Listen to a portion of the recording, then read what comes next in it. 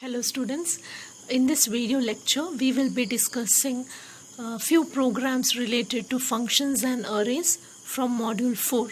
So we have already finished few sessions from this module where we have discussed what are functions, how to place functions, how to define a function, how to call a function. Also we have discussed the two parameter passing techniques, that is call by value, call by reference, and we have discussed something called as recursion. So in this session we are going to discuss few programs related to arrays and functions. So now you all know what is a function. A function is nothing but a set of instructions or a set of statements to perform a task. Similarly, an array is nothing but a collection of elements of same data type stored in contiguous memory location. So now let us write some programs with respect to arrays and functions. So the first program that we are going to discuss is to find sum of array elements using functions. So in this program, we will read an array, and that is, we will store elements in an array. Then we will call the function sum to find the sum of elements in the array. So suppose that the array contains n elements. The sum of n elements from the array is calculated and displayed. Also we will display the array elements. So let us write the program now. So the first, we are including the header file, that is #include stdio.h. The first function that we are defining here is the read function. So the read function basically is used to read the elements of the array.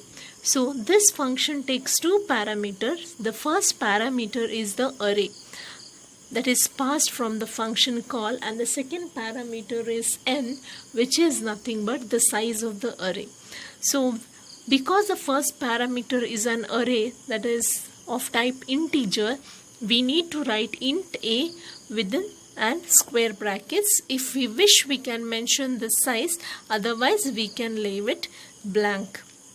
And n is, as I told you, it is the size of the array.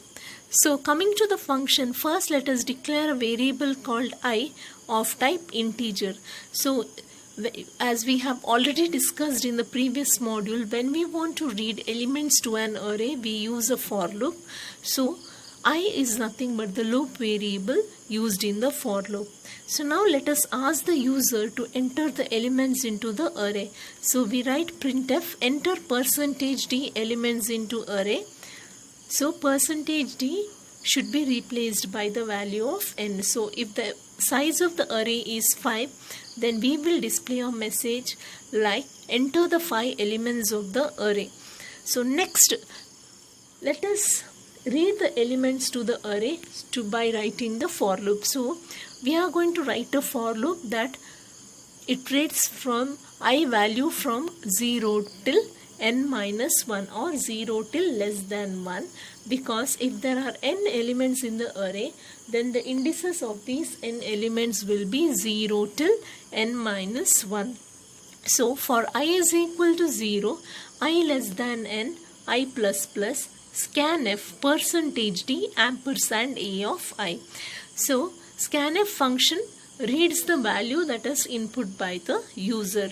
So %d, because the array that we are using is of type integer, and ampersand a of I, that means whatever value is entered by the user, store it at ith location in the array A. So this is the read function. The next function we have is the display function. This function is used to display the elements of the array. Again, this function takes two parameters. The first parameter is the array whose elements are to be displayed, and the second parameter is the size of the array. So first, again, in order to display the array elements, again we use a for loop. So let us declare the loop variable I. So int I. So next let us display a prompt telling that we are displaying the array elements. So printf array elements are.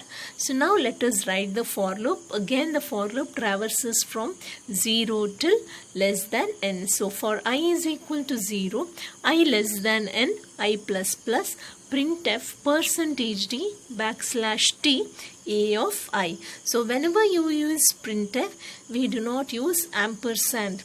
So we are displaying the ith element of the array from 0 for I value from 0 till n minus 1. So %d again because the array we are using is of type integer, and \t because after displaying each element we need a tab, otherwise the elements will appear in consecutive order, so it will not we will not be able to distinguish between the elements.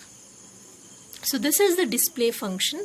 The next functions that we have are void add function and the main function. So first let us discuss the add function. Void add int a int n. So again this add function adds the elements of the array and finds the sum. So again the parameter passed to this function are the array and the size, that is nothing but n. So now let us go for the local declaration here. So we are declaring two variables, I, whose purpose is same as the previous function, that is the for loop, and then we are going to declare another variable called sum, which is initialized to 0, and sum is a variable which will hold the sum of the array elements. So next, in order to find the sum of the array elements, we need to iterate, we need to visit each element of the array. So whenever we have to visit or whenever we have to access every element of the array, we need to use the for loop. So again we are going to write a for loop now. For I is equal to 0, I less than n, I plus plus.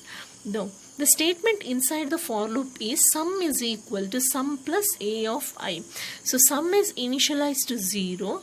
So in each iteration the new value of sum is the existing value of sum plus the ith element of the array. That means suppose the array elements are 10, 20 and 30, that which means 10 is at the 0th index, 20 is at the first index and 30 is at the second index. Initially we start with I is equal to 0. So when I is equal to 0, we have sum is equal to sum plus a of 0. So sum is initialized to 0. So it is 0 plus a of 0. A of 0 is 10. So 0 plus 10, sum is equal to 10. In the next iteration, I becomes 1. So sum is sum plus a of 1. Sum in the previous iteration was 10. So it is 10 plus a of 1, which is nothing but 20. So 10 plus 20 gives the sum as 30.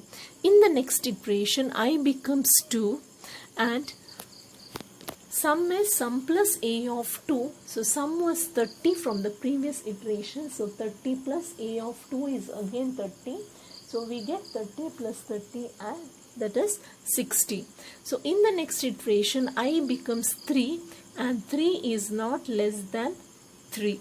The array size I have considered is 3. So 3 less than 3, the condition fails because 3 is equal to 3. So you will come out of the for loop. So once you come out of the for loop, what we do is we print the value of sum. So now the sum value, the last value in the sum field was 60. So 60 gets displayed here. So the sum of the array elements, that is 10, 20 and 30 is 60. So we have defined three functions now: read, display and add. Next, let us display the let us write the main function where the program execution begins. So in the main we are going to declare two variables, the array as well as a variable n indicating the size. So the array that we are using is a of a. So we are declaring it as int a of 100 comma n. N is the size of the array. So first let us ask the user to enter the number of elements in the array. So printf enter the number of elements, scanf %d ampersand n. So next, now we know the size of the array. So now we can call the functions which we have defined. So first let us call the read function to read the values into the array. Then let us call the add function to find the sum of the elements of the array. Following which we will call the display function to display the elements of the array. So the order in which the add and display are written here can be reversed by first reading, then displaying the elements of the array, and then displaying the sum. So you can write in any order. So that's all we have in this program. So next let us see one more program. The next program is to sort n integer element using functions. So we have already discussed two types of sorting in the last module, that is bubble sort as well as selection sort. So in this section again we are discussing bubble sort here, but this time we are writing the program by using function. That is, we will write a function called sort to which we will pass the array, and in the function we are going to sort the array elements.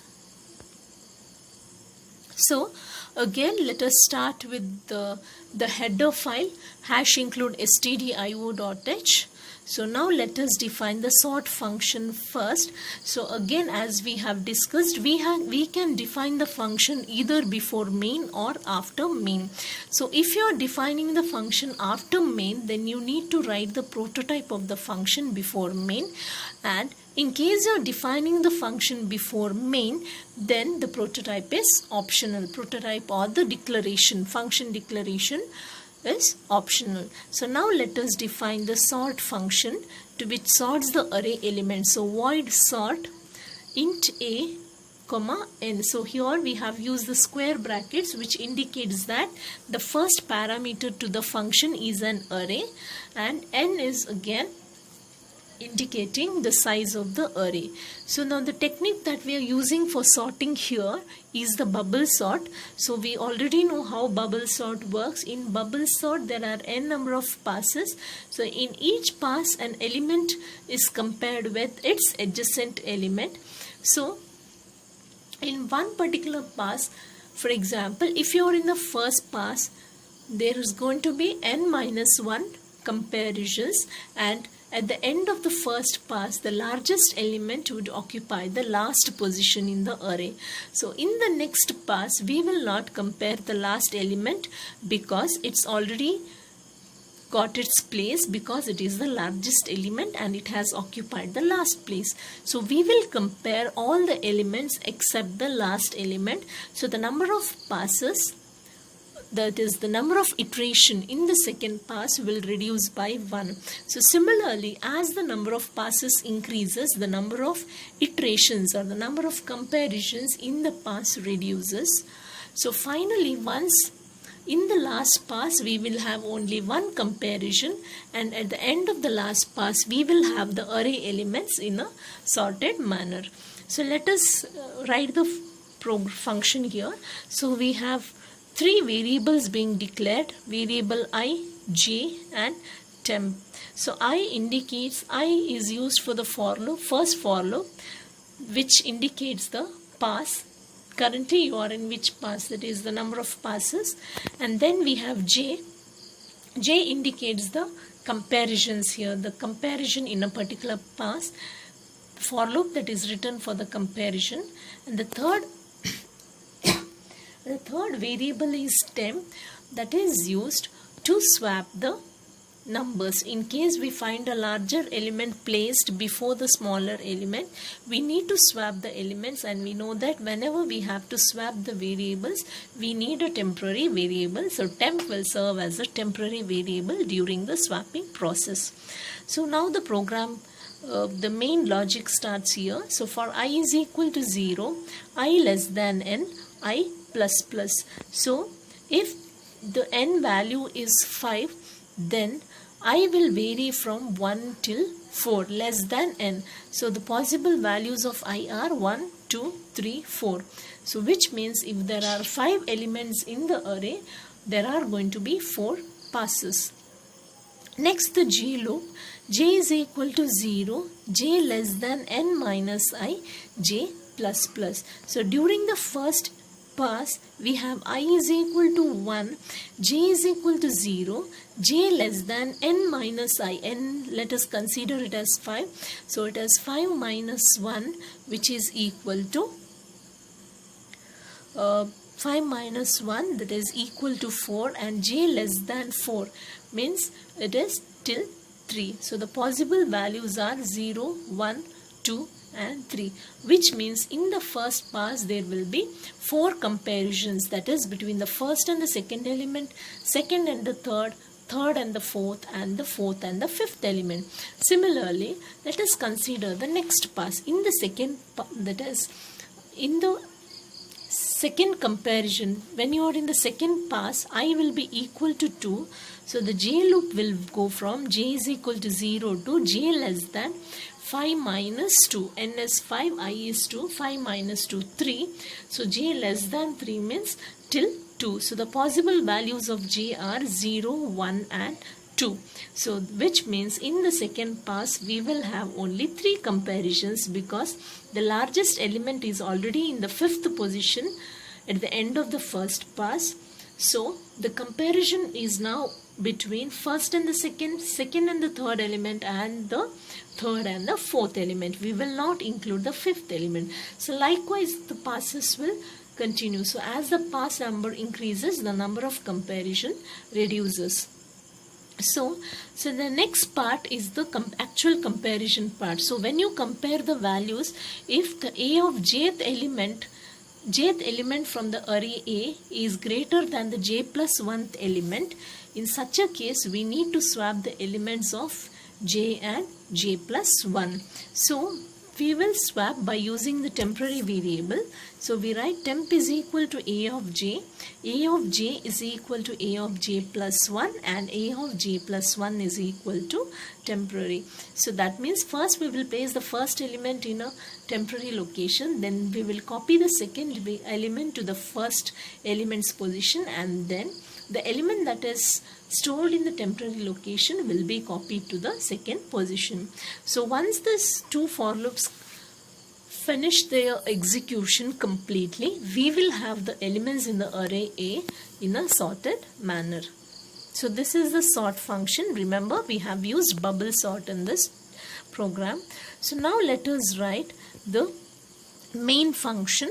So main is the function where the execution of the program begins. So we have 3 variables declared here. So we have int a of 100, which is the array. Next we have n, the size of the array, and then we have I.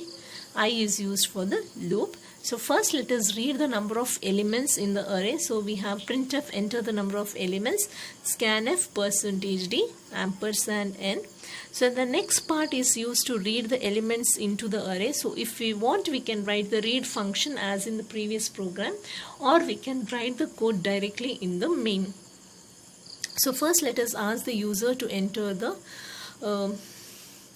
number of elements. So scanf %d ampersand n. Following that, we will read the elements to the array. So again we need to write a for loop.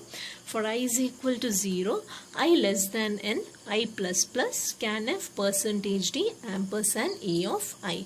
So now we have read the elements to the array, and these elements are entered in the random order. So it's an unsorted array. So next part, let us display this unsorted array. So printf the unsorted array is, again to display we need to write a for loop and printf statement. So for I is equal to 0, I less than n, I plus plus, printf %d \t a of I. So we are displaying the array elements here. So once we display the array elements in their original order, now let us call the sort function to sort the elements. So let us call sort of a comma n. So whenever we have to pass array to a function, we just need to write the name of the array.